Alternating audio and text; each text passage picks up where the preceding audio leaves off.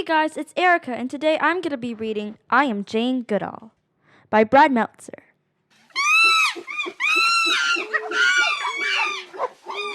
I am Jane Goodall. On my first birthday, my father bought me a cuddly toy chimpanzee named Jubilee. Jubilee, meet Jane. I loved Jubilee. I mean it. Loved. I used to carry Jubilee with me everywhere. As I got older, when I'd line up all my toys and play teacher, Jubilee was the one who had his own chair. Okay, class, now who knows what rabbits like to eat?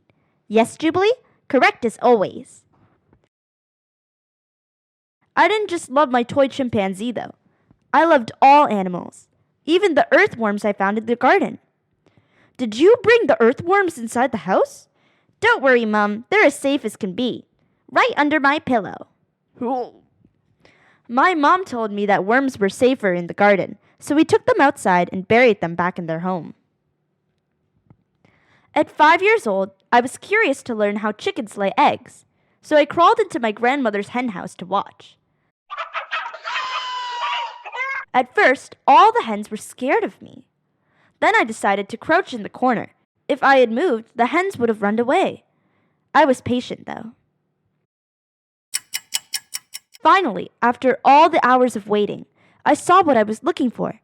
The hen gave a little wiggle and plop! There was an egg! Where were you? You've been missing for so long we sent out a search party. You'll never believe where eggs come from. It was my first research project. In addition to animals, I also loved nature. I named the chestnut tree Nookie and the beech tree Beech. Beech was my favorite. Thank you, Beech, for letting me read up here. Oh, that was another thing I loved, reading. Back then, my family didn't have a lot of money. To get books, we went to the library. When I was 7 years old, I got a book that would change my life. It was called The Story of Dr. Dolittle. I read it once, and then read it again, and then read it a third time before it had to go back to the library. It was about a man who could talk to animals. In the book, there's a parrot who says that if you want to learn how animals talk, you need the power of observation. But what I remember most is the part where Dr. Dolittle and his animal friends are being chased, and they come to a cliff. How are we ever going to get across? A bridge! Quick, make a bridge! Right there, the monkeys joined hands and feet. They became the bridge. Isn't that beautiful? We can accomplish anything by working together. After reading that book, I vowed that I would go to Africa and live among the animals. By the time I was 12, I had my own nature group, the Alligator Club. My friends and I raised money to help old horses. We took nature walks and wrote down what we saw, or at least I did. And if you wanted to have a high rank in the club, you have to be able to recognize 10 dogs, 10 birds, 10 trees, and 5 butterflies or moths. How about I go first? Something tells me she's gonna name them perfectly. Each of us even had our own animal name. Jane was the Red Admiral, named after a beautiful butterfly.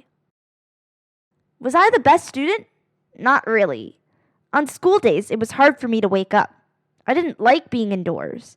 But if we were outside or there were animals around, that's when I'd get excited. Guess how many pets I had? There was a lizard with no legs named Ivor, guinea pigs named Gandhi and Jimmy, racing snails with numbers painted on them, Pickles the cat, Hamlet the hamster, and Peter the canary. And that didn't include the dogs I looked after, like my favorite, Rusty, who liked wearing pajamas. Oof! That means he likes pajamas. I wanted a job where I could learn more about animals. But back then, if you were a girl, people didn't think you could become a scientist. They expected girls to become nurses, secretaries, or teachers.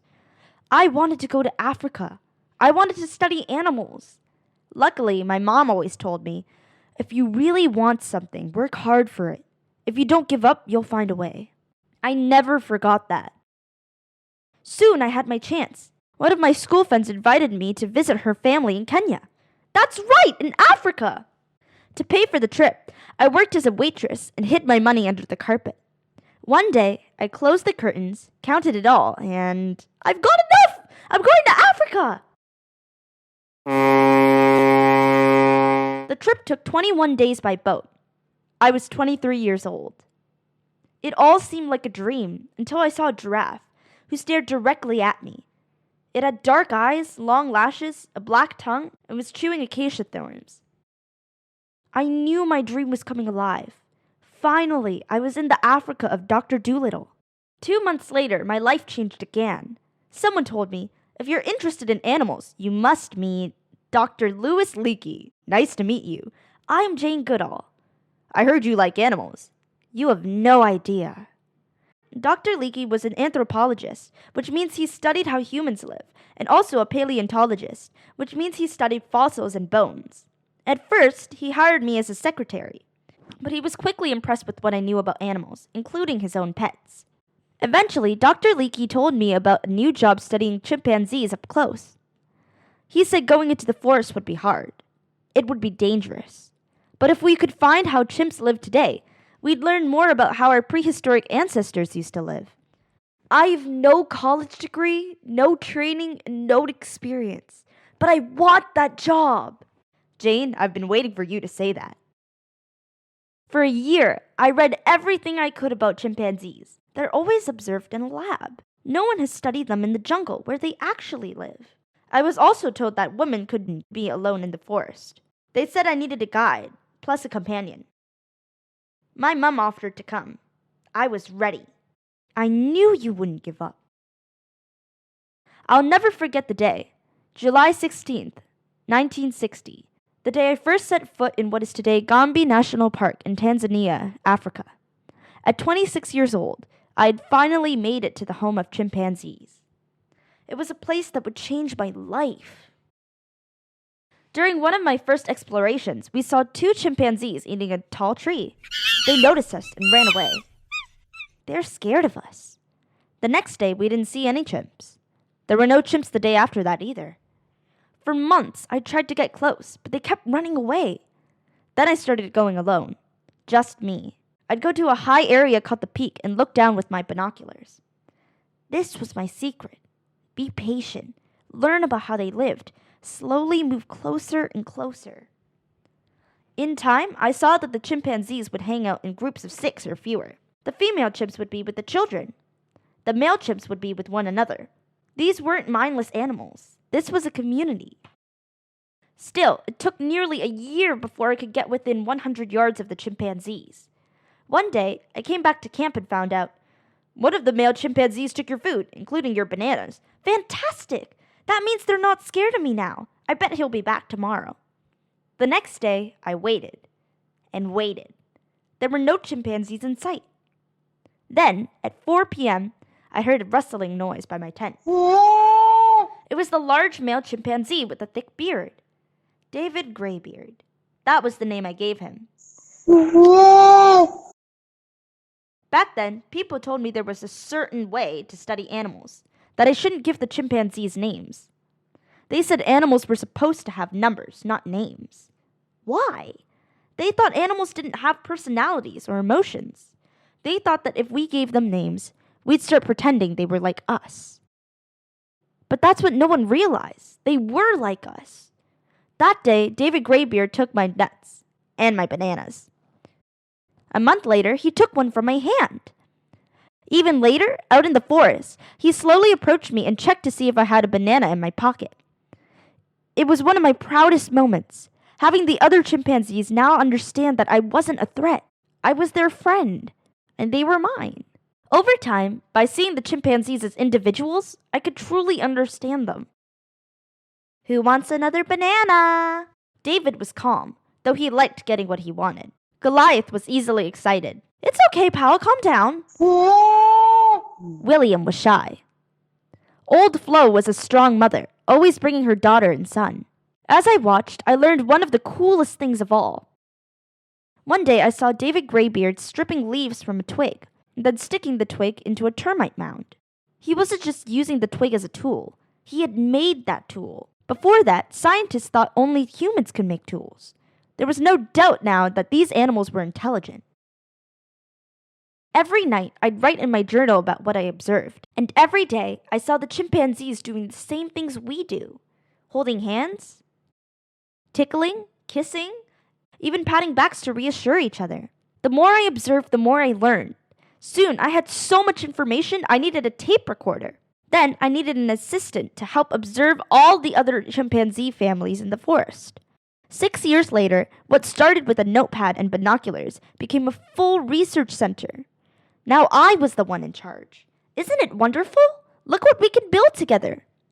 Today, thanks to our work in Tanzania, the whole world knows that animals have their own personalities and complex relationships. In my life, people told me there was a certain way to do things, a certain way to study animals, a certain way that girls should behave. They told me to follow the rules.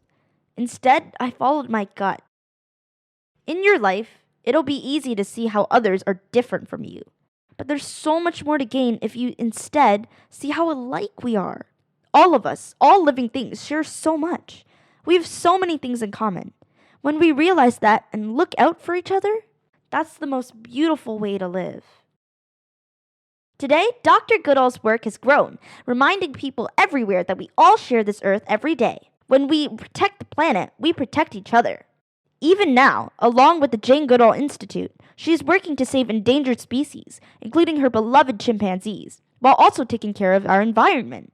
With more than 15,000 groups of young people in 130-plus countries, the Roots and Shoots Network connects youth of all ages to share a desire to create a better world.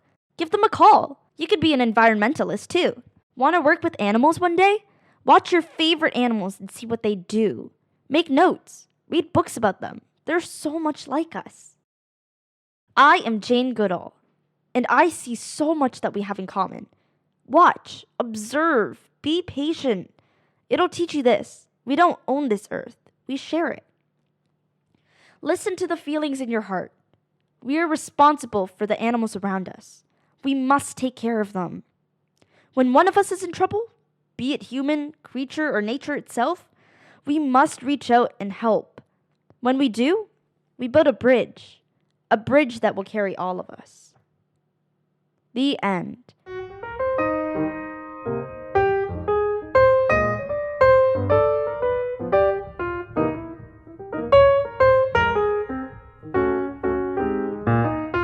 I hope you liked this video, and please subscribe to our channel.